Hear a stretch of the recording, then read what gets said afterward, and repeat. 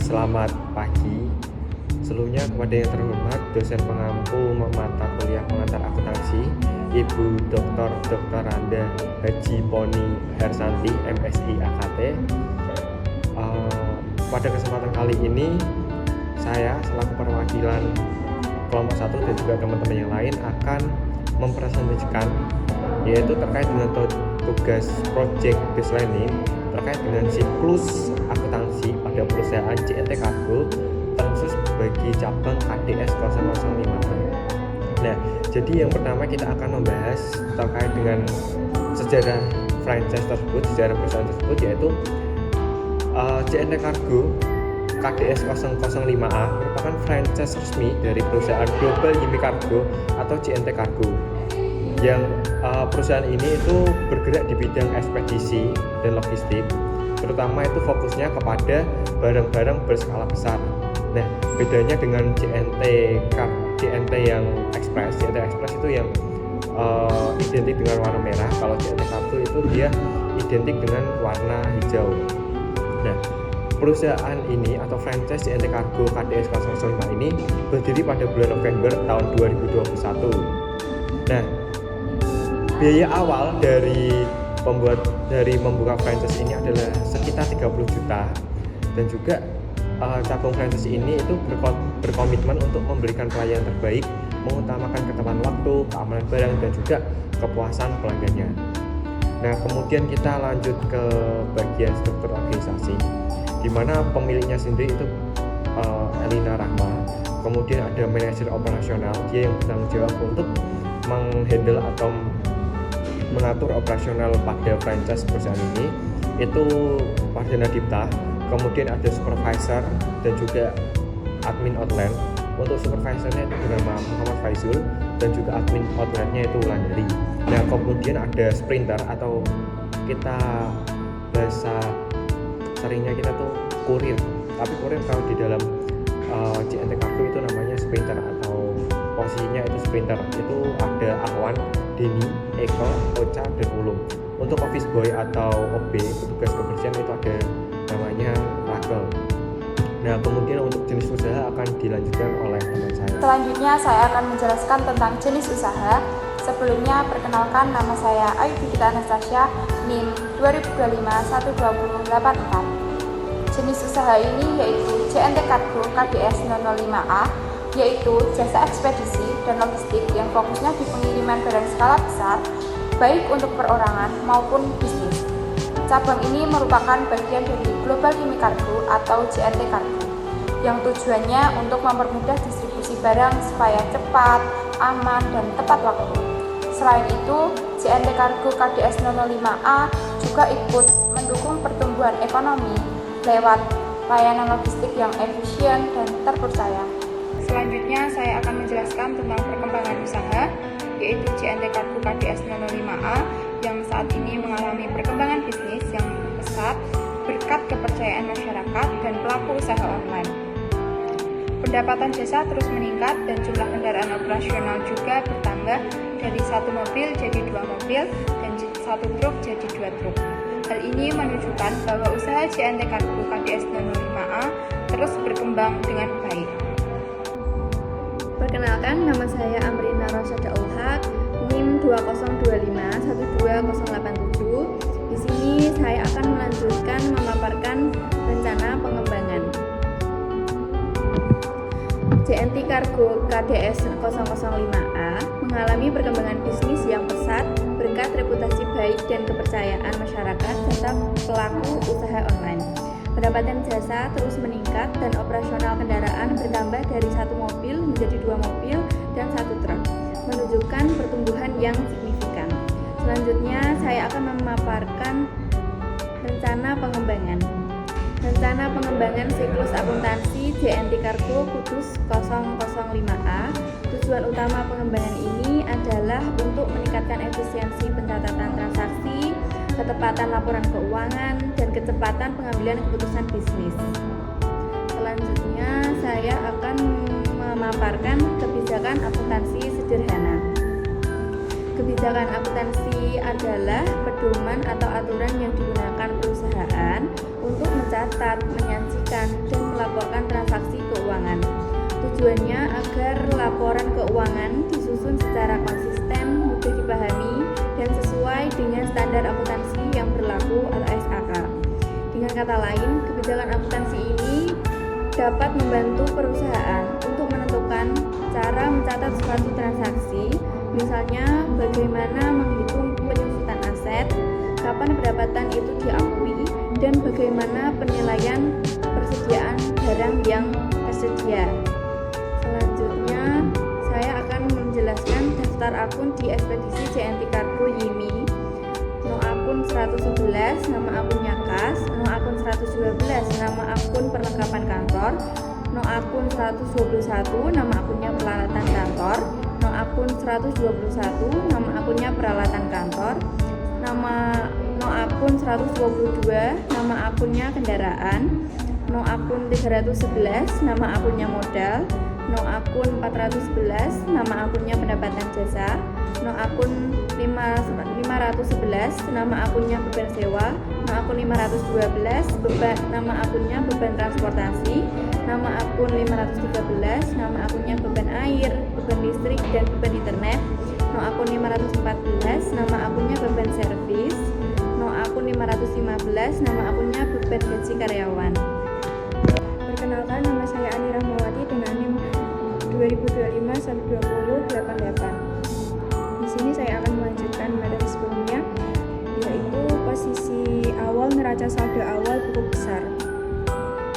Kas di debit 47 juta, perlengkapan kantor di debit 3.500.000, modal di kredit 10 juta, pendapatan jasa di kredit 70 juta, beban sewa di debit 3.500.000, beban transportasi di debit 3 juta,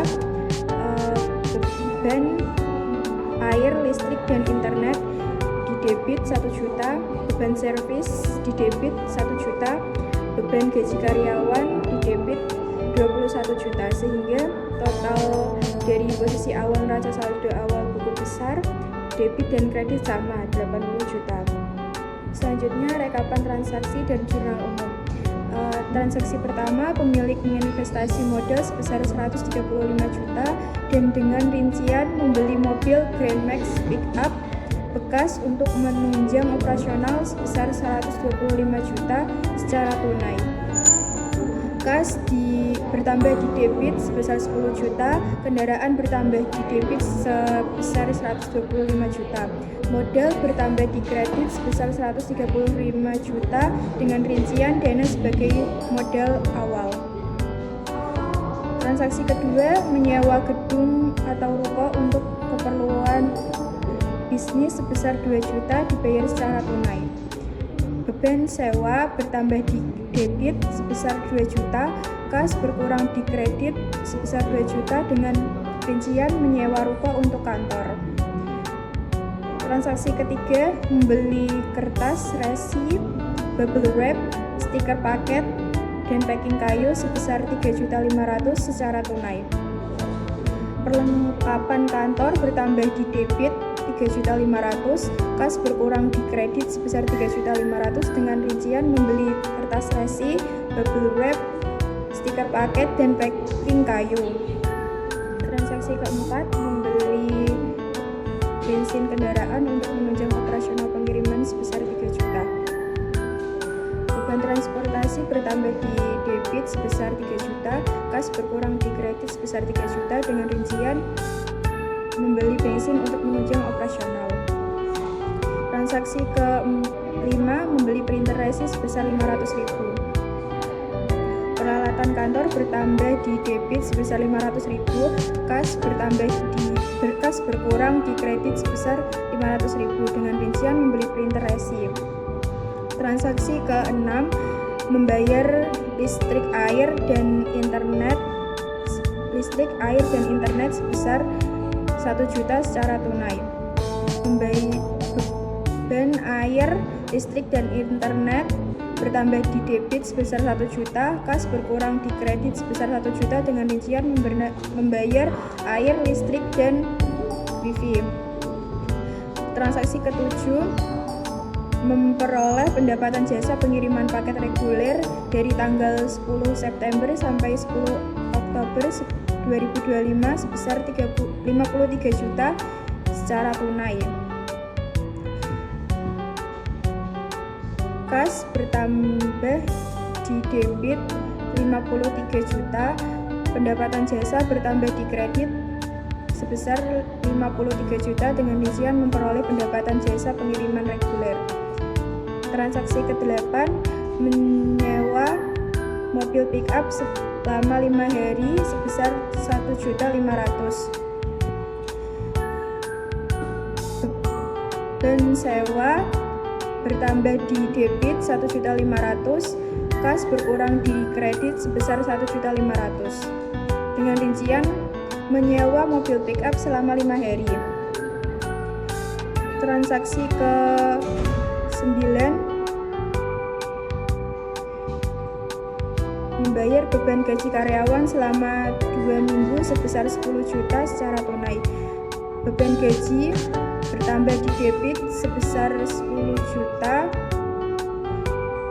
kas berkurang di kredit 10 juta dengan rincian membayar gaji karyawan selama 2 minggu. Transaksi ke-10, melakukan servis rutin kendaraan sebesar 10 juta dibayar secara tunai. Beban servis bertambah di kredit 1 juta, kas berkurang di kredit 1 juta dengan rincian melakukan servis rutin kendaraan. Transaksi ke-11,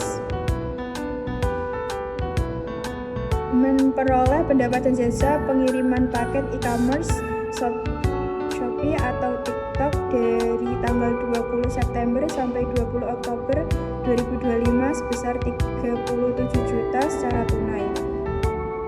Kas bertambah di debit 37 juta, pendapatan jasa bertambah di kredit sebesar 37 juta dengan rincian pendapatan jasa e-commerce.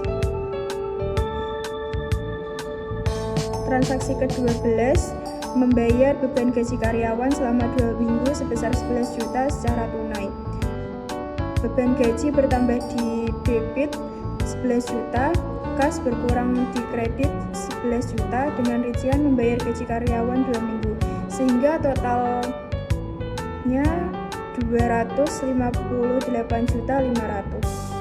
Perkenalkan, nama saya Alfaulan Sari, NIM 2025-12085. Di sini saya akan menjelaskan tentang posting buku besar.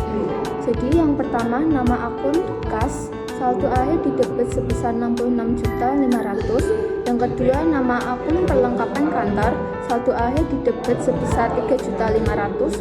Yang ketiga, nama akun peralatan kantor, saldo akhir di debit sebesar 500.000. Yang keempat, nama akun kendaraan, saldo akhir di debit sebesar 125 juta. Yang kelima, nama akun modal, saldo akhir di kredit sebesar 135 juta. Yang keenam, nama akun pendapatan jasa, saldo akhir di kredit sebesar 90 juta. Yang ketujuh, nama akun beban sewa, saldo akhir di debit sebesar 3.500.000. Yang kedelapan, nama akun beban transportasi, saldo akhir di debit sebesar 3 juta. Yang kesembilan, nama akun beban air, listrik, dan internet, saldo akhir di debit sebesar 1 juta. Yang ke-10, nama akun beban servis, saldo akhir di debit sebesar 1 juta. Yang ke-11 atau yang terakhir, nama akun beban gaji karyawan, saldo akhir di debit sebesar 21 juta. Berikutnya, neraca saldo. Kas di debit sebesar 66.500.000, perlengkapan kantor di debit sebesar 3.500.000, peralatan kantor di debit sebesar 500, kendaraan di debit sebesar 125 juta, modal di kredit sebesar 135 juta, pendapatan di kredit sebesar 90 juta, beban sewa di debit sebesar 3.500.000, beban transportasi di debit sebesar 3 juta, beban air, listrik, dan internet di debit sebesar 1 juta, beban servis di debit sebesar 1 juta, dan beban gaji karyawan di debit sebesar 21 juta. sehingga total debit 22.225 juta dan kredit totalnya 225 juta. Perkenalkan, nama saya Mirahani Satunisa, NIM 202412109. Laporan laba rugi JNT Cargo KDS 005A periode yang berakhir 30 April 2021 dalam rupiah.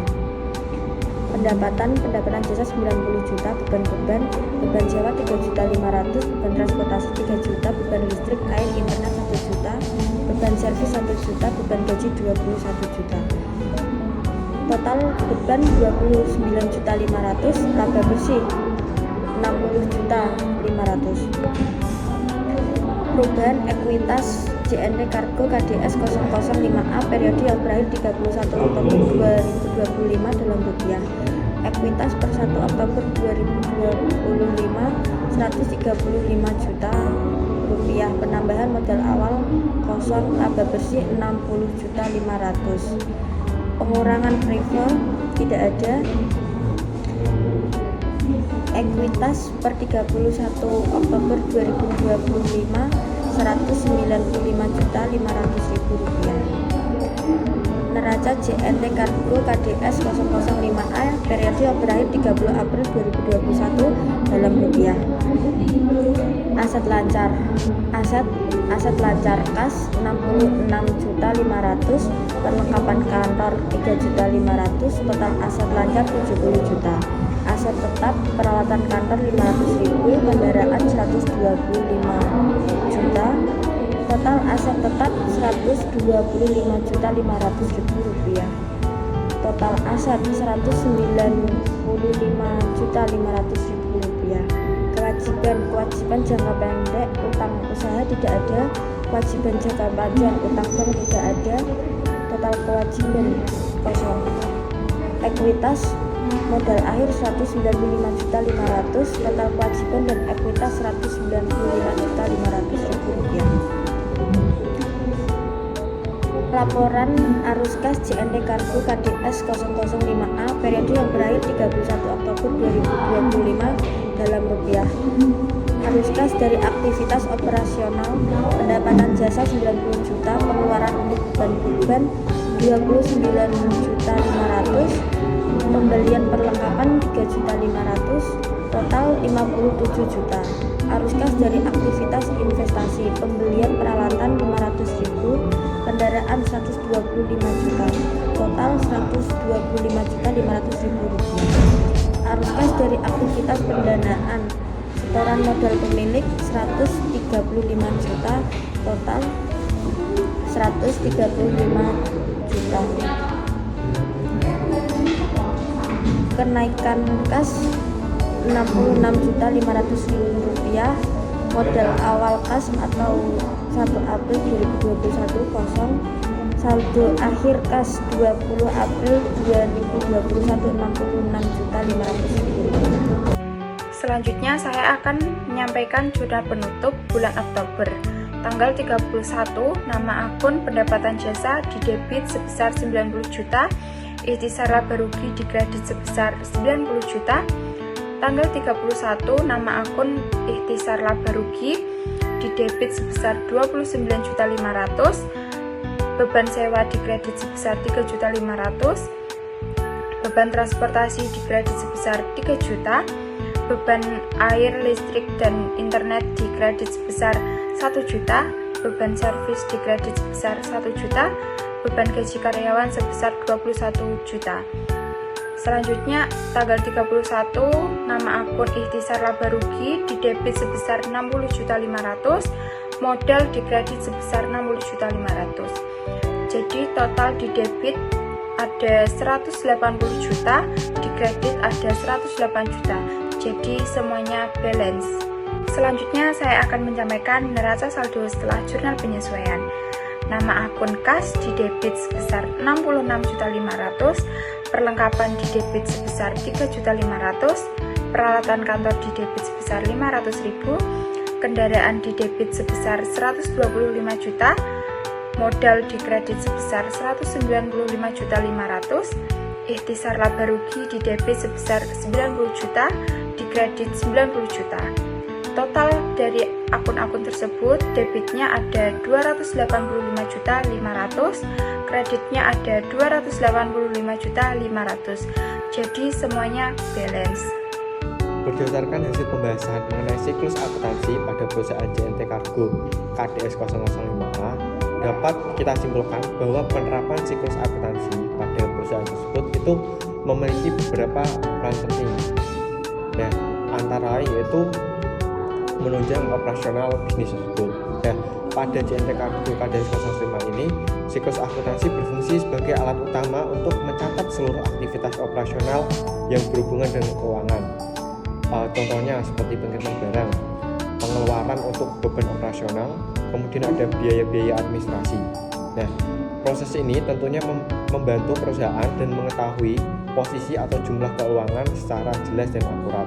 Nah, melalui penerapan siklus akuntansi ini itu meliputi beberapa tahap. Yang pertama itu ada pencatatan transaksi, penjurnalan, terus pemindahan buku ke buku besar, penyusunan neraca saldo, penyesuaian hingga pembuatan laporan keuangan. Nah, dengan hal-hal itu, dengan tahap-tahap tersebut itu memungkinkan pemilik dapat mengontrol keuangan atau menganalisis keuangan dengan lebih baik dan memastikan setiap transaksi itu tercatat secara akurat dan benar. Kemudian untuk saran bagi JNT Cargo Putus 005A ini, perusahaan tersebut atau franchise tersebut dapat meningkatkan kinerjanya dengan mengoptimalkan pengelolaan keuangan, kemudian meningkatkan pendapatan jasa dengan cara entah itu marketingnya itu diperbagus atau diperkuat, kemudian meningkatkan efisiensi pada operasional perusahaan tersebut. Nah, kemudian investasi juga diperlukan pada hal ini, yaitu investasi pada teknologi yang digunakan, misalkan pembaruan pada printer atau komputer yang digunakan untuk mendata atau menganalisis laporan keuangan. Nah, kemudian juga ada upgrading atau pengembangan karyawan, di mana skill karyawan itu ditingkatkan untuk membantu operasional sehingga operasional itu menjadi lebih baik dari sebelumnya.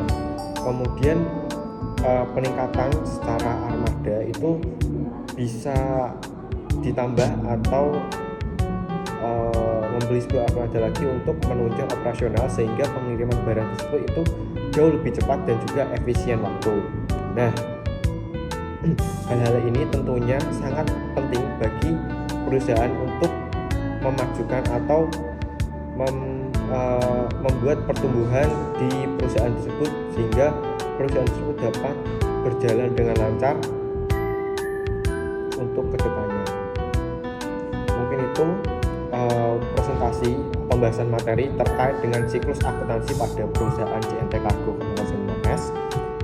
Mungkin cukup itu yang bisa saya sampaikan. Kurang lebihnya saya mewakili teman-teman yang lain. Mohon maaf bila ada kesalahan. Wassalamualaikum warahmatullahi wabarakatuh.